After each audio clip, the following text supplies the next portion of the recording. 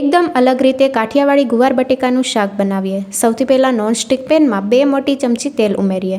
Medium સાઇઝમાં સુધારેલો ગુવાર ઉમેરીએ। ગુવારને high ગેસની ફ્લેમ ઉપર 2 મિનિટ માટે સાતળી લઈએ। ગુવાર સતળાઈ ગયો છે, એક પ્લેટમાં કાઢી લઈએ। એ મીડિયમ સાઇઝના બટેકાને મોટા ટુકડામાં સુધારી લીધા છે। બટેકા ઉપર ક્રિસ્પી કોટિંગ આવી જાય ત્યાં સુધી સાતળી લઈએ। 1 ચમચી લસણની ચટણી ઉમેરીએ। ગુવાર બટેકાને લસણની ચટણીથી બરાબર કોટ કરી લીધા છે।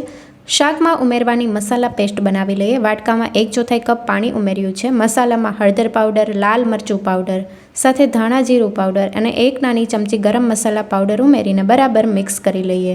મસાલાને પાણી સાથે બરાબર મિક્સ કરી લીધા છે। શાકનો વઘાર કરવા માટે કુકરમાં 4 મોટી ચમચી તેલ ઉમેર્યું છે। વઘારમાં આખું જીરું, ચપટી હિંગ અને અજમો ઉમેરીએ।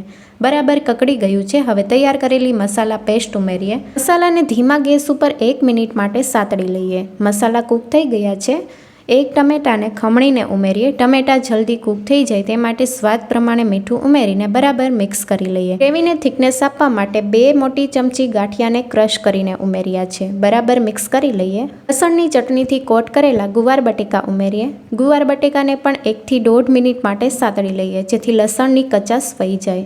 ગુવાર બટેકા બરાબર સતળાઈ ગયા છે। તમે જોઈ શકો છો સાઈડમાંથી તેલ પણ છૂટું પડવા લાગ્યું છે। અડધો કપ ગરમ પાણી ઉમેરીએ। ગરમ પાણી ઉમેરવાથી મસાલાનો ફ્લેવર અને કલર જળવાઈ રહે છે। બરાબર મિક્સ કરી લીધું છે। હવે 2 વિસલ કરી લઈએ। કુકરનું ઢાંકણ બંધ કરી દઈએ અને 2 વિસલ કરી લઈએ।